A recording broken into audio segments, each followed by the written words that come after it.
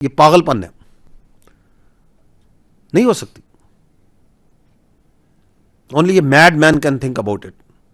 کرنا ہے تو ہمارے رزالو میں اور ہمارے حوصلے میں اور ہمارے عزم میں کوئی شک نہیں ہونا چاہیے، کیونکہ ہمیں مکمل یقین ہے نہ صرف اپنے آپ پہ، اپنے ملک کی تقدیر پہ، the constitutional country of that Pakistan is, ہمیں اللہ پہ سب سے بڑھ کے یقین ہے.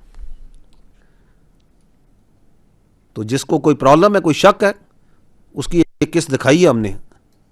وی ہیو ری اسٹیبلشڈ. یہ ٹھوک کے ہم نے دوبارہ ڈیٹرنس ری اسٹیبلش کی، منٹوں میں کی. The next is the second last point. As a consequent of مارکہ حق, it was the recognition of Pakistan as a geopolitically significant and responsible middle power at the global stage. یہ وہ consequent ہے جس کو آپ دیکھتے ہیں. The politico-military leadership, the politico-military diplomacy, the outreach, وقار, عزت, role, which is strategic consequences of that marker. And the last but the most important point, which is the consequent, it is the unshakable synergy between people, the government and the armed forces of Pakistan, which we call the Banyanu Marsoos effect. Alhamdulillah. یہ ملک, اس کی فوج, اس کی leadership اور سب سے بڑھ کر اس کی عوام ایک ہیں, متحد ہیں. یہ شک تھا کئیوں کو اندر سے بھی اور بہتوں کو باہر سے بھی. کیسے اکٹھے ہوئے تھے؟ بچے سے لے کے بزرگ تک, غریب سے لے کے امیر تک, کشمیری سے لے کے گوادر تک, ہر جگہ پہ کیسے اکٹھے ہوئے تھے.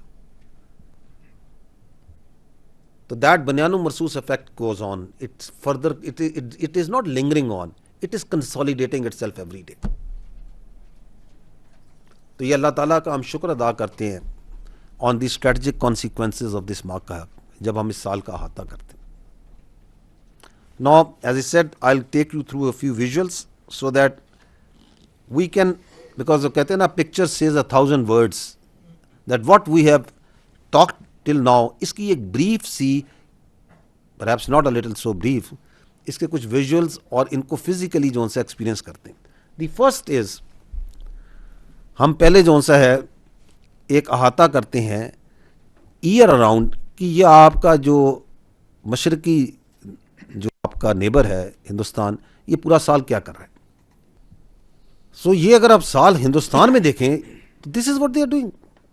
مسلمانوں کو, کشمیریوں کو, دالت کو, سکھوں کو, ٹرائبلز کو, کرسچنز کو, جو ان کے سامنے آ رہا ہے وہ ان کا جو جو ان کی ایک ملیٹنٹ تھاٹ, ان کی پالیٹکس میں, ان کی فوج میں, ان کی سوسائٹی میں ہندتوا کی پھیلتی جا رہی ہے. This is what they are doing.